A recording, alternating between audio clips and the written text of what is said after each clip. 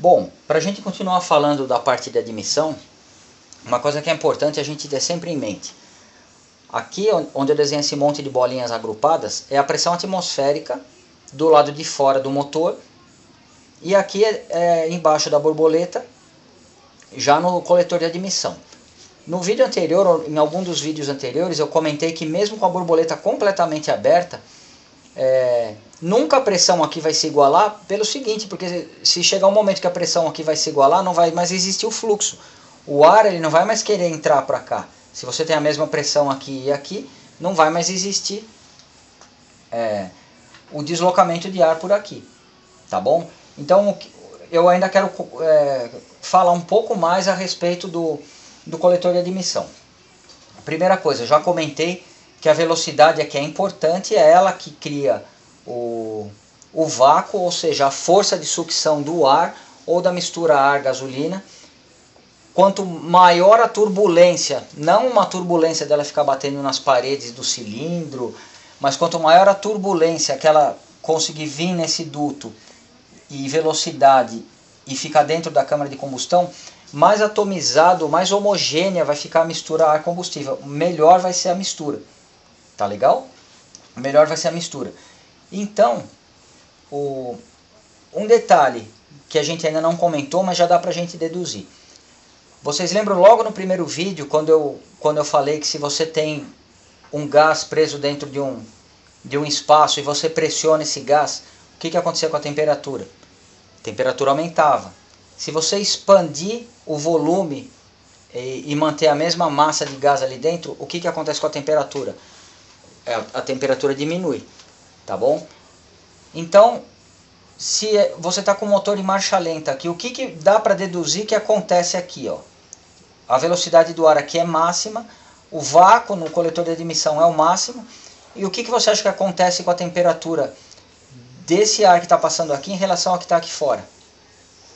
Esse ar ele vai esfriar, ele vai perder muito calor, porque ele perdeu a densidade dele. Porque ele perdeu dá uma pausa.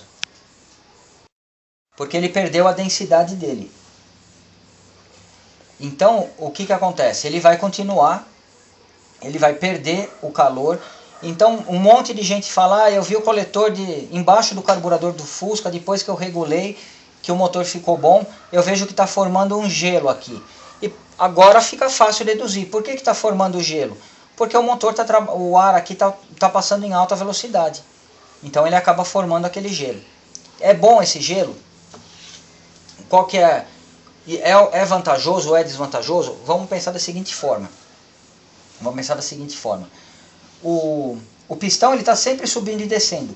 Quanto mais ar você conseguir colocar aqui dentro, a mistura de ar e gasolina, quanto maior a quantidade de moléculas você conseguir colocar aqui dentro, teoricamente mais potência você vai ter, independente da situação, desde a marcha lenta, uma carga parcial, carga total. Você tem que considerar que sempre, quanto mais moléculas aqui, quanto mais pessoas, casaizinhos tiver para o baile aqui, maior vai ser a potência que você vai gerar, tá legal? Então fica fácil a gente deduzir o seguinte. Então, quanto mais frio tiver o ar que for admitido aqui, quanto mais frio tiver esse ar, mais moléculas você vai ter, porque ele vai ocupar menos espaço. Se você esfriar alguma coisa, ele vai se contrair, se ele tiver oportunidade. E aqui no duto, como você criou um vácuo muito forte, na verdade as moléculas elas estão ocupando o mínimo de espaço possível. Então você imagina se você tiver numa acelerando ao máximo aqui, a massa que vai entrar de ar aqui numa temperatura baixa é maior do que uma massa que vai entrar numa temperatura mais quente, tá bom? Então, o que dá para você imaginar a princípio? Quanto mais gelado tiver o ar de admissão, teoricamente, mais você vai conseguir preencher o seu cilindro, tá legal? Aí você vai virar para mim e vai falar, pô, Tonela, e por que será que o meu carro ele tem um pré-aquecimento do coletor de admissão? É por um motivo muito simples. Porque dependendo da situação que você tiver aqui, por exemplo, você pode estar na estrada 100 por hora, a borboleta está fechada, o ar está passando aqui numa velocidade tão alta, mas tão alta, que por mais que você tenha atomizado bem a mistura no carburador, ou eventualmente mesmo no bico injetor aqui na frente, o que acontece? A temperatura vai baixar tanto. Eu vou dar o seguinte exemplo: se você colocar a água no congelador ao nível do mar, ela vai congelar a 0 grau, tá certo? E ela vai ferver a 100 graus. Se você colocar álcool ou gasolina no congelador, nenhum dos dois vai congelar a 0 grau.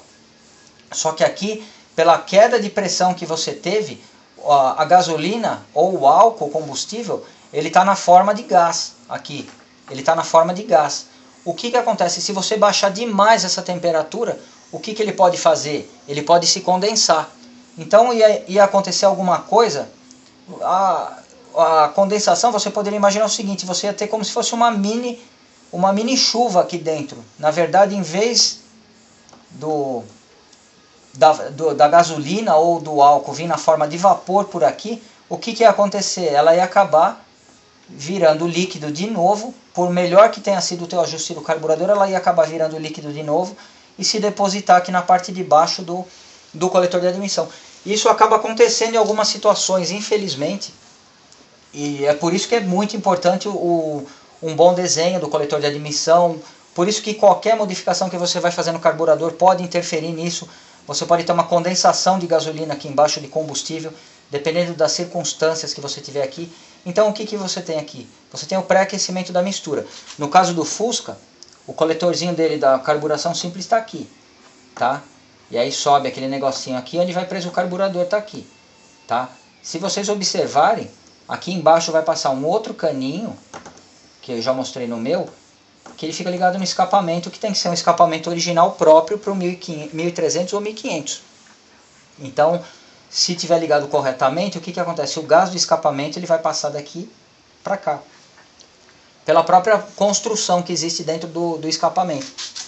Mas o ar do escapamento ele vai conseguir aquecer esse coletor aqui de admissão. Então você vai ver sempre formar um gelinho aqui. O gelinho sempre forma aqui. Onde está? Então vai ser normal a gente notar um gelinho aqui, por exemplo, que vai estar indicando a condensação. No caso do álcool combustível, o álcool vai atingir essa condensação numa temperatura mais alta do que a gasolina. Para acontecer isso na gasolina, a temperatura tem que estar muito baixa mesmo. Então é por isso que no carro a álcool você tem diversos recursos a mais. Nos carros antigos, né? Você tinha diversos recursos a mais ali. Você tinha um negócio que chamava Thermac, que era uma tomada de uma cápsula que fazia tomar o ar de admissão direto do coletor de escapamento ali em torno do coletor de escapamento para ajudar a manter o álcool combustível vaporizado aqui dentro, tá bom? Você tem na maioria dos coletores de admissão um pouco de água do radiador circulando logo aqui em torno dos dutos de admissão, já para manter isso daí bem, como é que chama? Bem vaporizado. Então, no caso de um carburador, o que acaba acontecendo? A mistura acaba sendo mais rica do que seria o necessário para você alimentar o motor corretamente. Por quê? Porque mesmo numa temperatura ideal, uma gotinha ou outra acaba se depositando aqui. Qual é a vantagem da injeção eletrônica? O bico injetor ele vai ficar aqui. Você vai ter um bico injetor já jogando direto aqui.